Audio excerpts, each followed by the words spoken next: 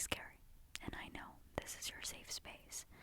You know what you might need? You might need a safe space crew neck or a hoodie or a blanket to make you feel more safe. So, you can always do that. safespaceasmr.com. And you might feel more safe having that when I tell you these spooky stories. So, I don't know, just trying to help you out. But these are based on true events. They are true stories told by real people. And I'm curious some of your stories that you've experienced. If you want to comment down below, something to make me feel a little frightened. But let's read these stories. Sit back, relax. But I don't know, it might be hard to relax, especially if you're in a dark environment. I'll be brushing the mic a little bit as well to make you feel a little more safe. And let's begin. The Little Hands. I've never lived in a haunted house, but my mother did as a teen, writes Reddit user Patented. I'm not gonna state their name actually. Other houses on her street had some strange things going on too. A few homes away from her lived a family. One night, the daughter went to bed with a bad headache. The next day, she was dead. She'd pass away from an aneurysm. After her funeral, the family went away to get their minds off of the tragedy, and the father asked my uncle, so my mom's brother, to check on their pets. My mom and dad, who were dating at the time, went with him. My mother had heard there was a grand piano and she wanted to play it. My dad was studying to be a veterinarian. After entering the house, my uncle and father headed to the basement to see the animals, and my mother went to the piano on the ground floor. She was playing it when she felt something brush her ankles. She thought a cat must have left the basement and walked past her. She kept playing, and then she felt it again. She looked under the piano and saw nothing. When she started again, she felt the hands clasp her legs tightly. She dashed to the basement door, called my uncle and father, and waited for them. Back outside, my uncle could tell my mom was rattled and asked what was wrong. She told him what had happened, and he turned white. He told the daughter who had died he used to play a game with her father. When he played the piano, she'd crawl underneath, grab his ankles, and push his feet up and down on the pedals. That's pretty scary, having a physical reaction. Next, the Phantom Patient. The ambulance company that I used to work for had a haunted ambulance, Rig 12. A lot of EMTs had stories about it, but I never had put much stock into paranormal stuff. That is, until I had my own experience with Rig 12. My partner and I were working in a rural community at 3 a.m., and it was pitch dark and completely quiet. We were both dozing. I was in the driver's seat, and she was in the passenger seat. I woke up to a muffled voice, but I thought my partner was talking. I told her I was trying to sleep and closed my eyes. I distinctly heard a male voice say, "Oh my God, am I dying?" followed by a few seconds of heavy breathing. My partner and I sat up straight and looked back into the patient compartment, where it sounded like the voice had come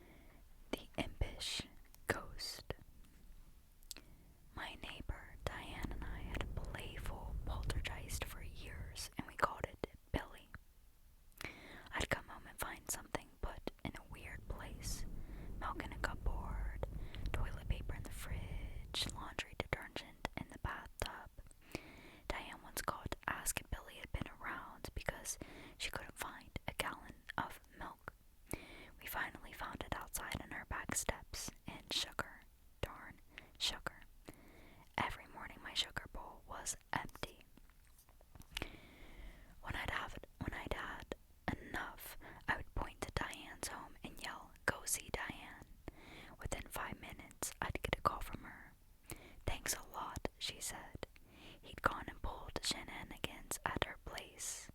This occurred for the entire 2 years we lived there. No one believed us, not even our husbands.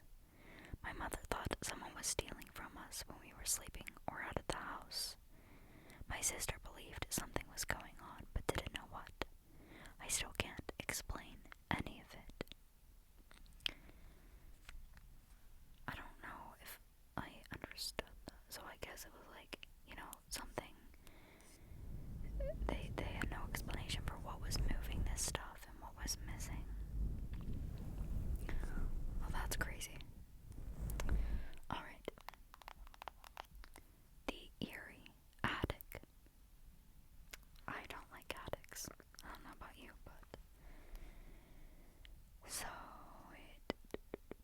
I don't believe in ghosts. Okay, so a few years ago, this is called the Eerie Attic.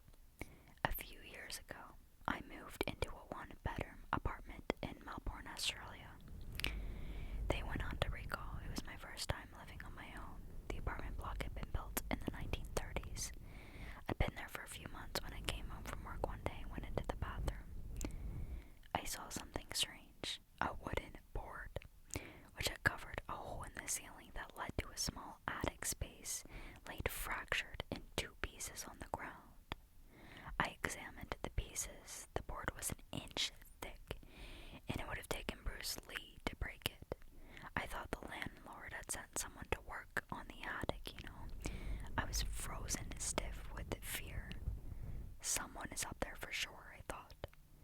I emailed pictures to the landlord asking if anyone had been there, with an undertone of annoyance since she hadn't warned me. Her reply read, "Please call me as soon as you are able to."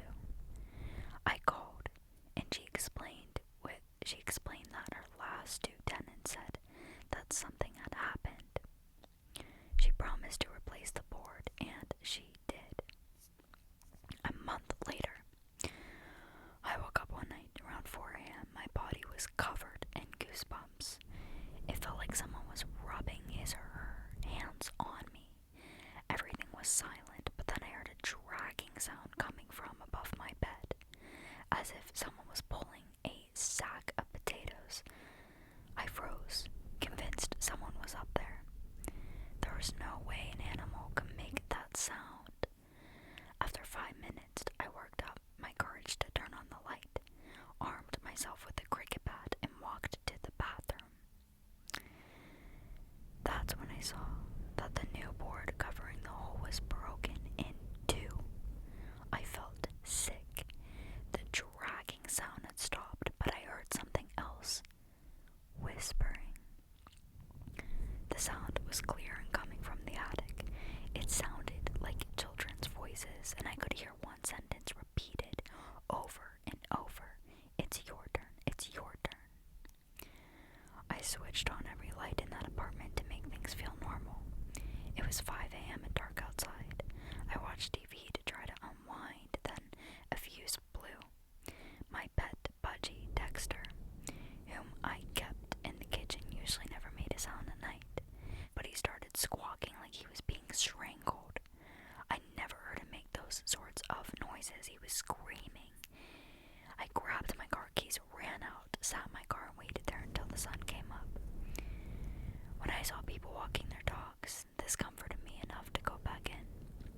The front door was open, but I figured I might have forgotten to close it when I ran out. I went into the kitchen to check on Dexter, but he wasn't in his cage. I felt sick again. All my windows were closed, so I looked everywhere inside. When I walked to the bathroom, I heard splashing. Dexter was half drowned in the toilet. I took him out, washed him, and dried him. I was so confused. At 8 a.m., I called the landlord and gave her a watered-down version of the night. "Oh wow, you heard that whispering too," she said. I stayed in that apartment for another 18 months. I heard the whispering on a few occasions, and twice the board covering the hole in the ceiling moved. Although I live elsewhere now, the landlord recently called. She said that her new tenants had begged to speak with me about some of the stuff that's been going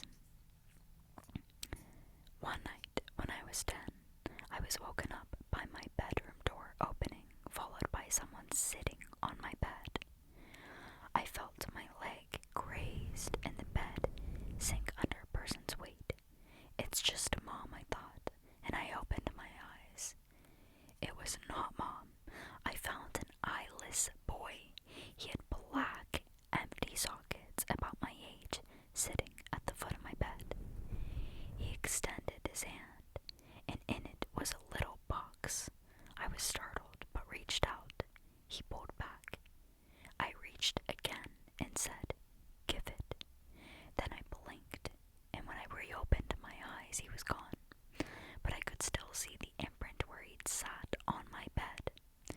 Well, fast forward 5 years, my girlfriend came over to do homework. After she finished, she took a nap while she waited for her parents. When they arrived, I tried waking her up. She opened her eyes suddenly, looking up at the corner where the wall met the ceiling. She pointed there and went back to sleep. I shook her again. She came to full consciousness, and I explained what she'd done.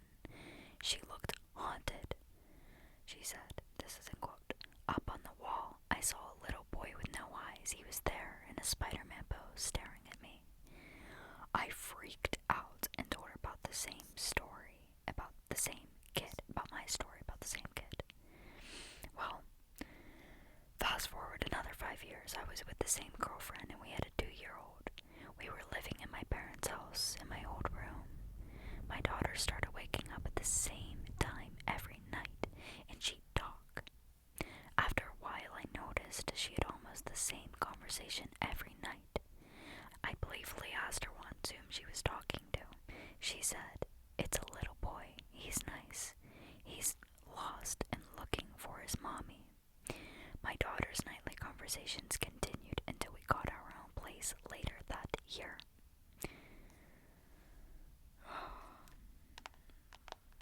True stories. 3 people seeing it. Wow. Wow. Next, the Red Lady of Huntingdon College. Here is a story that dates back to 1910, but almost any student at Huntingdon College in Montgomery, Alabama should recognize it. That's because the events that led up to it are said to have actually happened. As the story goes, in 1910, a young woman who was new to the school was known for her love of the color red. Sadly, she was also known for being strange and a loner. As the first term got underway, the young woman grew increasingly isolated. Eventually, she took her life by slashing her wrists.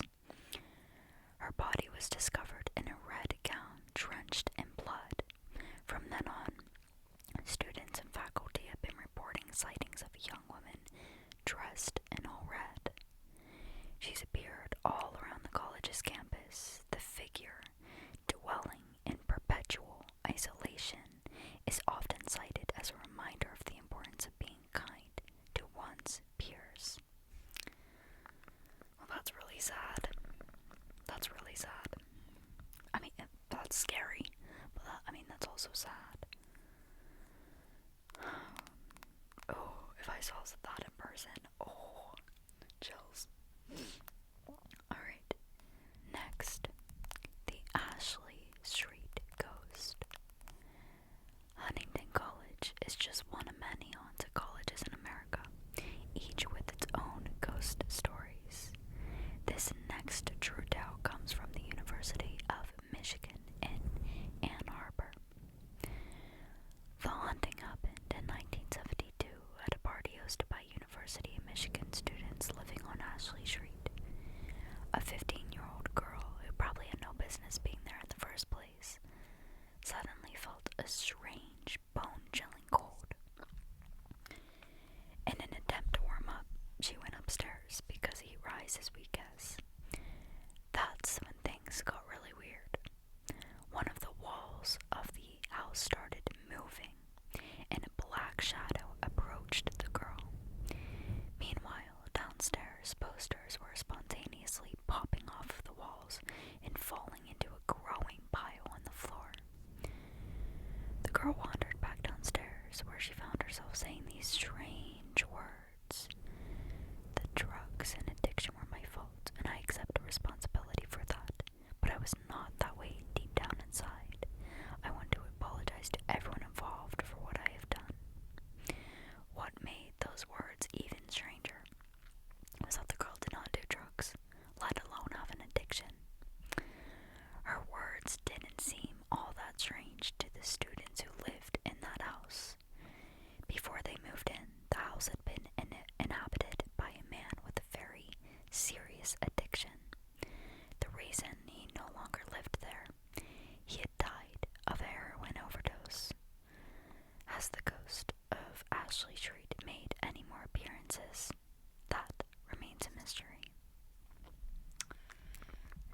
she got channeled with the ghost.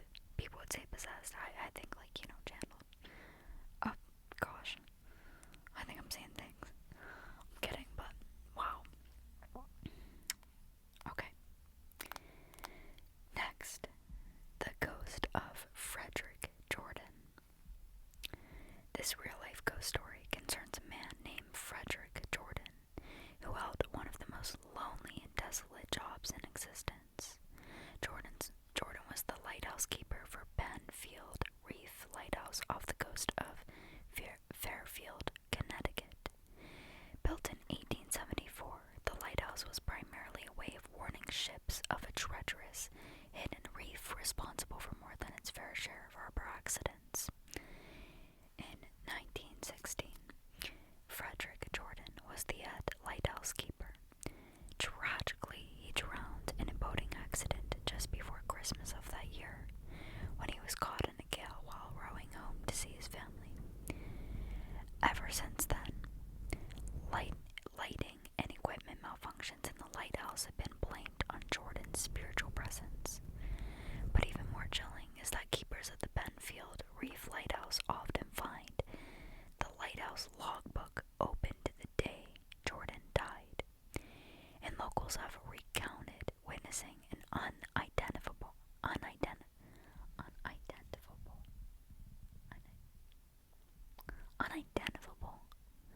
like not saying that right. I'm making the story not scary. Yeah, undefined figure appearing on the water to help stray boats find their way to safety near the reef. Well, I guess he was a nice ghost then, helping people find safety. I for some reason, to me, that's not scary, like seeing things open to a certain page of when he died, or these little things getting left. I mean, I guess a figure is very scary, so maybe not. Next, the ghost who came to play. I don't even like the sound of it already. This true ghost story might strike you as more awe than eek, but only until you consider that we really have no idea what our four-legged friends can sense that we cannot. Can dogs see ghosts? Well, there are plenty of dog experts out there, including veterinarians, who will attest to the fact that there's lots of documentation that could support the notion that dogs can sense paranormal activity. As Jesus Armendi, DVM, a senior veteran for Chewy, put it. Well, I believe that, yeah, I think dogs and cats too, can really pick up on things. And then there's the fact that this story came to Reader's Digest directly from a well-known psychic medium, Christy Robinette, who has a strong record for using her ghost whispering skills to help detectives solve confounding cases. So, here's the story. Marlene settled onto her side of the bed and patted Jack's pillow beside her. A year had gone by, but Marlene was still adjusting to the widowhood. Maybe it was crazy to think, after 40 years of marriage, she would ever adjust. Elmer, the golden retriever, seemed to understand this from the very first. That cold, moonless night when Marlene returned, alone,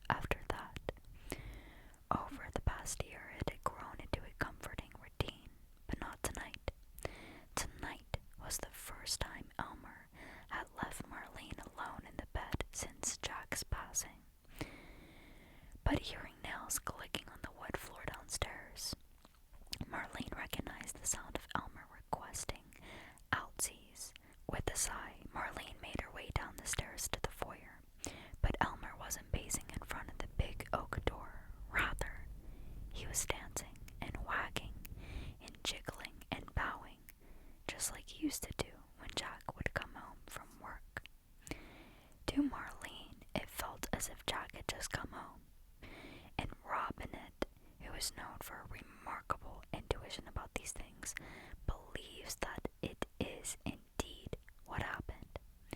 I don't know if I mentioned that Robinette, because I was like confused. It was Robinette, but I think she's the psychic. Yeah, let me just see real quick. Yeah, Christy Robinette. Yeah, she was the psychic. Well, that's crazy, and that is really cute to me. Like, that is cute. That was an awe moment. That's crazy. That just makes, I know, like, that kind of brings comfort. Like, no one's really gone. I mean, in my belief, no one's really gone. But let's keep reading these. So, the lost colony of Roanoke. Roanoke. I think that's a place. So, Roanoke colony was one of the first European settlements in the United States. Located on an island off the coast of what is now the state of North Carolina, the colony was established in 1587 under the auspices, of the first Queen Elizabeth. Soon after, the colony's leader, John White, returned to England from where the settlers came. His trip was meant to be brief. He was only meant to grab supplies and return to the New World. But political upheaval in the form of England's war with Spain prevented White from returning until 1590. It was only 3 years, but a lot changed when John White returned. In fact, the entire colony, consisting at the time of 115 people, included a newborn baby by the name of Virginia Dare, was gone. Just up and vanished. All that was left was a post onto which the word Croton had been carved. Croton referred to the name of a native tribe that had been on good terms with the settlers. So White thought that the colonists had moved to Croatian Island, now known as Hatteras, North Carolina. But they had not. It remains one of the most famous disappearances that no one can explain. What's more, there's never been any evidence to suggest the colony was massacred. Many believe that baby Virginia grew into a beautiful young woman, one who eventually fell into a doomed love affair with a native warrior by the name of Okisko. That sounds familiar. To this day, she haunts the woods in search of her man, often in the form of a diaphanous white deer, one that always vanishes at dawn. According to North Carolina Encyclopedia, a state encyclopedia maintained by the North Carolina government and Heritage Library, longtime residents of the island have no doubt that the identity of the phantom deer is the ghost of Virginia Dare. I hope I explained that good. I feel like I didn't know words.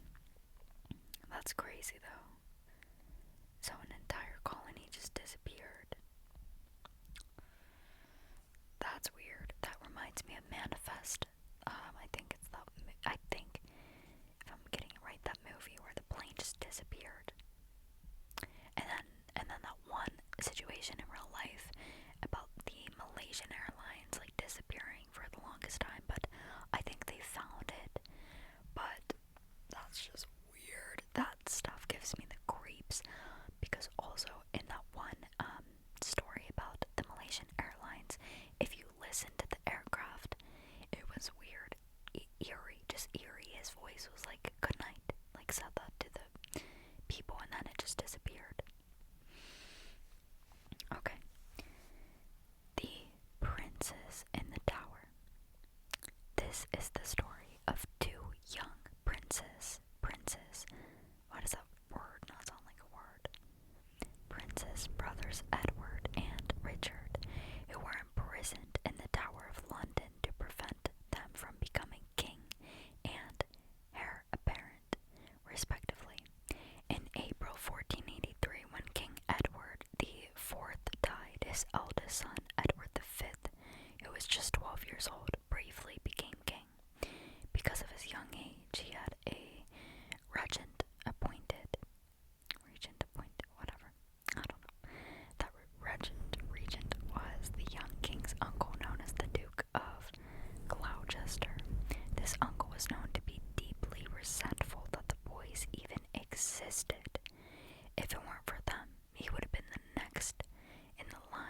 succession.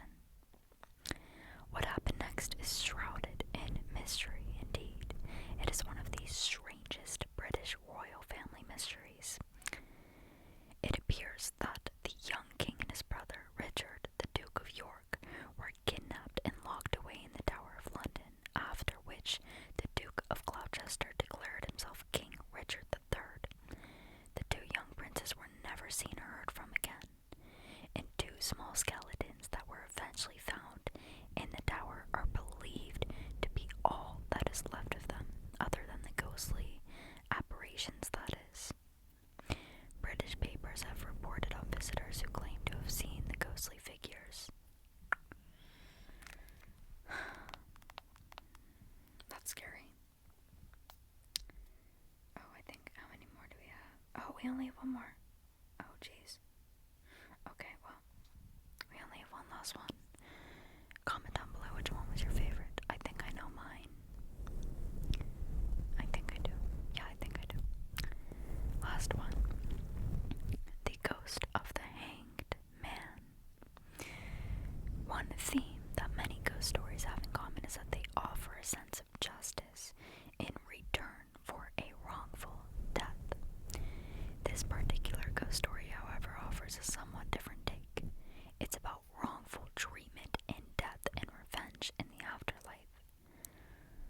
On October 13th, 1877, Robert Schmel was hanged after a trial that found him guilty of a terrifying and inexplicable murder spree.